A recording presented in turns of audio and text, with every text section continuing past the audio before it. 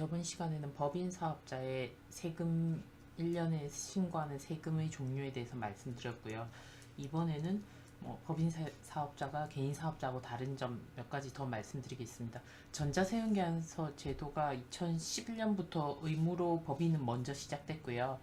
이제 따질 거 없이 개인 사업자도 특별히 매출액 금액이 3억 원 기준으로 해서 작은 업체 빼고는 다 발행이 의무죠. 안 하면 가산세고, 늦게 발행해도 가산세고, 이러니까 이 부분은 너무 당연시돼서 이제 크게 중요하진 않을 것 같고요. 그다음에 법인은 이제 세무관리 쪽에 들어가시면 개인 사업자가 동일하게 통장을 하나를 하든 10개를 하든 상관없습니다. 개인 사업자는 말씀드렸지만 사업용 계좌가 복식부기 의무 기준 금액 이상이 되는 경우에는 신고 대상이 되지만, 법인은 딱히 신고하고 이러실 필요가 없습니다. 그냥 법인 사업자 내면서 사업자 내고 나서 은행에 가서 법인 계좌 개설하면 그게 바로 법인 통장 내역이 되어서 특별히 세무서에 신고하고 이럴 필요 없이 법인의 통장 내역으로 인정되고 좀 철저하게 관리를 해야 된다는 뜻이죠. 그래서 보시면 큰 금액들 이런 걸 떠나서 법인 계좌에서 반드시 돈이 입출금이 되어야 됩니다. 물론 소소한 금액은 전도금이나 아니면 회사에 잔액 같은 걸 남겨둬서 그 금액으로 일단 먼저 비용을 쓰고 나중에 증빙을 첨부해서 회계 처리를 하면 되지만, 일단 큰 금액들은 당연히 이렇게 들어오고 나가는 내역이 있어야 됩니다. 그리고 명의 변경 이 부분은 전기세, 전화세, 각종 공과금, 인터넷 이런 거 사업자로 변경해야 된다는 건 개인 사업자하고 동일하고요. 시설 투자 세액 조기 환급 이것도 인테리어 같은 사업 하실 때 직기 미품 인테리어 관련해서 조기 환급을 받고자 한다면 조기 환급 신청을 해서 환급이 가능하다 이 얘기고요. 적대비 한도는 개인 사업자하고 특별히 틀린 부분이 없고요. 그다음에 이제 이 부분이 조금 개인하고 구별해서 생각을 해야 되는데, 개인 사업자 하시던 대표님들이 법인을 만들면 제일 혼동을 많이 하는 게 법인 통장에서 돈을 막 뽑아 쓰고 증빙도 없이 이렇게 많이 합니다. 개인 사업자 때 그래 왔기 때문에. 그래서 법인 사업자가 되면 법인하고 대표, 임직원, 이사들의 구분을 명확하게 해야 됩니다. 임직원 개인 법인의 매출을 입금될 금전 매출을 임직원 개인 통장에 절대로 입금하시면 안 되고, 금전을 개인이 거래하는 돈을 법인 통장에서 또 출금하여서는 안 됩니다. 그러니까 결국은 법인은 법인체의 관련한 입금하고 매출하고 비용에 대해서 돈이 들어오고 나오고 해야 되기 때문에 함부로 임직원들이 돈을 뽑아 쓰거나 이렇게 하시면 안 된다는 거죠. 그렇게 되면 가지급금 같은 회계 처리가 일어나서 나중에 상여나 주주이면 배당으로 세금이 부과돼서 불이익을 받는 경우가 있습니다. 그리고 또 중요한 게 매출 누락이나 가공원가가 없도록 하셔야 됩니다. 통장에 보면 돈이 들어와 있어서, 그러니까 그건 3번 내용이고요. 법인의 경우 매출 누락이나 가공원가가 밝혀지고 그 자금이 임직원이 가져갔다 이러면 법인세, 부가세뿐만 아니라 근로소득세, 종합소득세, 배당소득세 등 당초 누락금액보다 더 많은 세금이 나옵니다. 개인 사업자보다 훨씬 더 페널티가 크다고 보시면 됩니다. 그래서 실거래 없이 세금계산서만 수취하는 경우에는 세금뿐만 아니고 조세범 처벌법에 따라서 형사처벌도 받을 수 있으니까 매출 누락도 안 되고 근거 없는 비용, 가공원가도 넣지 않도록 합니다.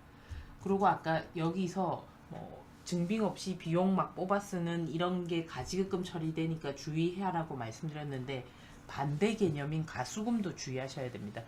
법인 통장에 돈이 막 들어왔는데 세금계산서는 발행 안 되어 있고 이럴 경우에 세무서나 국세청에서 매출 누락으로 의심을 많이 합니다. 그래서 자금 유입의 내용이 관련 증빙으로 입증되어야 하는데, 증빙 없는 자금 유입은 나중에 매출 누락으로 의심을 받을 수 있습니다. 물론 법인에 돈이 없어서 대표님이 돈을 넣고 이런 거는 가수금으로 처리하시면 됩니다.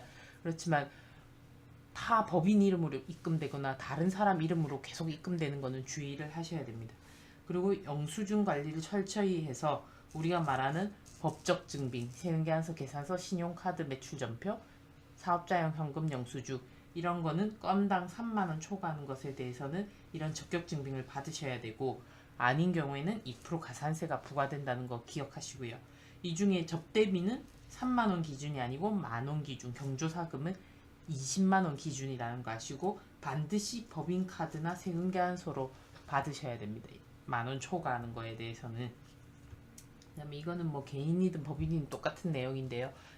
돈이 없어서 납부를 못 하더라도 신고 기한만 지켜서 신고만 하더라도 일단 신고 불성 시 가산세는 안 나오는 거니까 꼭 신고 기한 내에 신고를 해라, 이 얘기고요.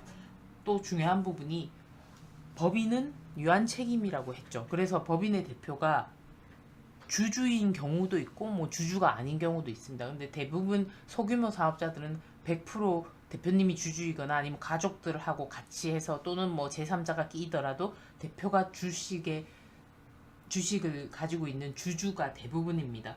그러면 본인이 가지고 있는 주식이 예를 들어서 100%였는데 뭐 가족한테 몇십 프로 넘긴다든지 아니면 제3자한테 넘긴다든지 이럴 때 주식의 이동 또는 부동산의 이동 이런 거는 반드시 세금 신고를 하셔야 됩니다.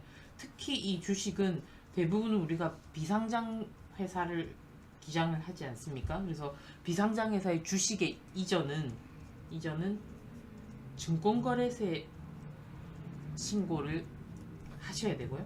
양도소득세 신고도 해야 됩니다. 증권거래세는 양도가액의 무조건 0.5%고요. 양도세는 양도 차익이 발생하면 거기에 대해서 양도소득세율을 곱해서 세금을 내겠죠. 예. 그래서 이게 예전에는 분기별로 했는데 이제 반기별로 해서 2개월 있다가 신고 납부하게 됩니다. 이 세금 뭐 0.5% 이거는 크지 않고요. 양도 차익 이거는 이제 비상장 주식이 회사의 이익이 많이 쌓이게 되면 비상장 주식 가치가 올라가기 때문에 일단 세금이 많이 나옵니다. 이 부분은 아직까지 신입사원들이 계산하기에는 힘들기 때문에 주식을 양도하면 이런 세금을 내야 된다 정도 한번 들어주시고요. 대표님들이 이렇게 주식 이전을 하게 되면 이 세금도 신고해야 되고 법인세 신고할 때 주주 변동에 대한 사항이 들어가기 때문에 반드시 이런 사건이 있으면 세무대리인하고 상의를 하시라, 이런 얘기를 꼭 해주셔야 됩니다. 네. 그리고 나머지는 아까 말씀드린 뭐 정규증빙 챙겨야 되고 3만원 초과에 대해서 못할 경우 2% 가산세가 있고, 그 다음에 기타 카드 쓰신 내역은 이렇게 계정별로 분류한다는 건 개인 사업자 때 설명드린 거와 똑같습니다. 그다음에 차량 관련해서는 그때 업무용 차량 관련해서 2016년부터 개정이 됐다고 말씀드렸잖아요. 그래서 그 부분 관련해서 조금 추가를 드리면, 승용차 명의가 개인일 경우 대표님 개인 차량을 법인 운용 용도로 쓸 수가 있잖아요. 이럴 때는 자동차세, 유류세 수리비 등 유지관리비는 법인의 비용으로 인정받을 수 있으나 법인의 업무 관련하여 차량을 사용하고 있다는 입증 자료가 필요합니다. 그러니까 법인 명의가 아니면 원칙적으로는 쓸 수가 없어요. 그렇지만 뭐 직원이 차 관련해서 본인 차량을 또는 대표님이 본인 차량을 법인 명의로 법인 사용 용도로 쓰고 있다 이러면 운행일지 작성하든지 뭐 이런 경우로 해서 비용 처리를 억지로 인정받을 수가 있다고 봅니다. 실무적으로는 그렇게 봅니다. 법에는 법인 명의의 차여야 되고 반드시 임직원 전용 보험에 가입하고 업무일지를 써야지 된다고 되어 있는데, 일단 개인 차량을 가지고 쓰는 경우도 있죠. 예, 그럴 경우에는 뭔가 입증할 만한 서류를 가지고 일부는 업무용으로 썼다는 거를 입증을 조금 하셔야 됩니다. 그러면 뭐 차값이나 보험료 이런 거는 비용 처리 못 받더라도 나머지는 나중에 사용 용도를 보여주시고 입증을 조금 할 수가 있으니까 요거는 실무적으로 유두리 있게 이렇게 처리를 하셔야 되는데, 일단 원칙은 법인 명의의 차여야 되고 보험에 가입해야 된다는 얘기를 하셔야 됩니다.